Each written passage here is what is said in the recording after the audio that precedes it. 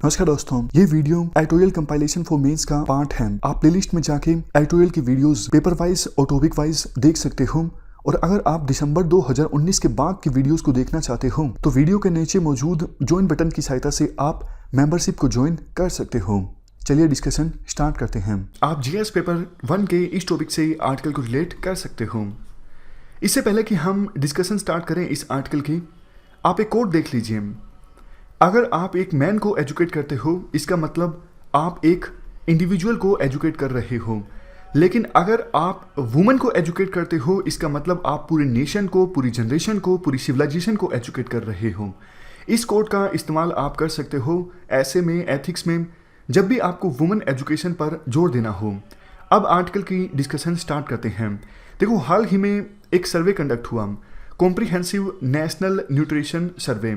2016 से लेकर 2018 के बीच ये सर्वे कंडक्ट किया गया था ऑलमोस्ट 1,20,000 बच्चों पर। यह देखा गया था सर्वे में कि बच्चों को डाइट कैसी मिल रही है, मतलब बच्चों की डाइट में डाइवर्सिटी कैसी है, बच्चों को मील कितनी फ्रीक्वेंट मिल रही है, कितनी बार मिल रही है, और तीसरा डाइट कितनी मिल रही है। इन तीन चीज़ों के बीच और मदर की एजुकेशन के बीच क्या कोरिलेशन है।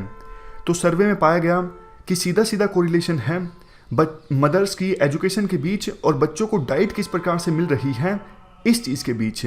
अगर देखो मदर की एजुकेशन अच्छी है तो बच्चों को जो डाइट मिल रही है उसमें डाइवर्सिटी होगी। पढ़ी लिखी जो मदर है वो बच्चों को दी जाने वाली डाइट में ये इंश्योर करेगी प्रॉपर न्यूट्रिएंट्स हो। लेकिन अगर मदर्स की एजुकेशन अच्छी नहीं है तो डाइट में डाइवर्सिटी नहीं होगी, डाइट प्रॉपर नहीं होगी और फ्रीक्वेंट भी नहीं होगी। तो सीधा सीधा कोरिलेशन है। आर्टिकल में कहा जाता है, देखो ये तो एक सबूत है, इससे पहले भी काफ़ी सारे सर्वेज कंडक्ट हुए हैं, उनसे भी ये साबित हो चुका है। अगर समाज में डेवलपमेंट लानी है तो महिलाओं की एजुकेशन जो है वो एक बहुत ही इंपॉर्टेंट एजेंट है। इवन अमर्त्य सेन ने भी काफ़ी सारे रीजंस दिए थे क्यों महिलाओं को एम्पावर करना जरूरी है, क्यों महिलाओं को लिटरेट बनाना जरूरी है, एजुकेशन में क्यों महिलाओं की भागीदारी सुनिश्चित करना जरूरी है। 1990 के आसपास तमिलनाडु और दानिश इंटरनेशनल डेवलपमेंट एजेंसी ने एक बहुत बड़ा रूरल लिटरेसी प्रोजेक्ट चलाया था धर्मपुरी में। वहाँ पर बहुत सी महिलाओं को लिटरेट बनाया गया था। तो बाद में ये पाया गया डेवलपमेंट इंडिकेटर्स में बहुत ज़्यादा इंप्रूवमेंट आया जब महिलाओं को लिटरेट बनाया गया। तो ये 3-4 एग्जाम्पल हमने समझे, काइंड ऑफ सबूत हैं किस प्रकार से अगर हम महिलाओं को लिटरेट बनाते हैं, एम्पावर करते हैं, तो समाज में जो डेवलपमेंट इंडिकेटर्स हैं वो किस प्रकार से इम्प्रूव होते हैं। वैसे देखो, सीधा सीधा बात करें, कौन कौन सी डायमेंशंस आप यहाँ पर ऐड कर सकते हो। आपको याद होगा एक आर्टिकल हमने डिस्कस किया था कि पॉपुलेशन कंट्रोल अगर आपको करनी है तो आप महिलाओं को एम्पावर कीजिए, महिलाओं को एजुकेट कीजिए। वो फैमिलीज़ जहाँ पे महिलाएँ एजुकेट हैं वहाँ पर जो वुमेन की फर्टिलिटी रेट है वो कम है। तो पहला डायमेंशन आप ये ऐड कर सकते हो, पॉपुलेशन कंट्रोल, अगर आप महिलाओं को एम्पावर करते हो, लिटरेट बनाते हो। दूसरा, इम्प्रूव हेल्थ। अगर देखो महिलाएं एजुकेटेड हैं, वो ना सिर्फ अपना बच्चों का बल्कि पूरी फैमिली का ध्यान रख सकती हैं। उसके बाद नेक्स्ट है रिड्यूस हंगर। हंगर का एग्जाम्पल तो हमने इसी आर्टिकल में डिस्कस किया। अगर महिलाएं एजुकेटेड हैं तो बच्चों को जो डाइट दी जाती है वो डाइवर्स होती है, न्यूट्रिएंट्स अच्छे होते हैं और मील ज़्यादा फ्रीक्वेंट दी जाती है, मतलब हंगर और मालन्यूट्रिशन की समस्या एड्रेस हो जाती है बहुत हद तक। नेक्स्ट बेनिफिट है इंक्रीज प्रोडक्टिविटी।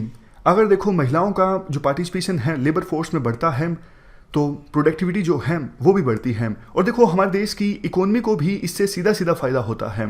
क्या आप ये अफोर्ड कर सकते हो एक ऐसा वर्ग जिसकी पॉपुलेशन 50% है, उनकी लेबर फोर्स में भागीदारी बहुत कम हो या फिर ना के बराबर हो? कितना ज़्यादा वेस्टेज होगा ह्यूमन रिसोर्सेज का, हम ये अफोर्ड नहीं कर सकते। एक आंकड़े के अनुसार देश की जीडीपी में ऑलमोस्ट 3 से 4% इजाफा हो सकता है अगर हम 30% से ज़्यादा महिलाओं की भागीदारी सुनिश्चित कर लेते हैं लेबर फोर्स में। लास्ट में कंक्लूजन में सेंसस 2011 के आंकड़े रखे जाते हैं।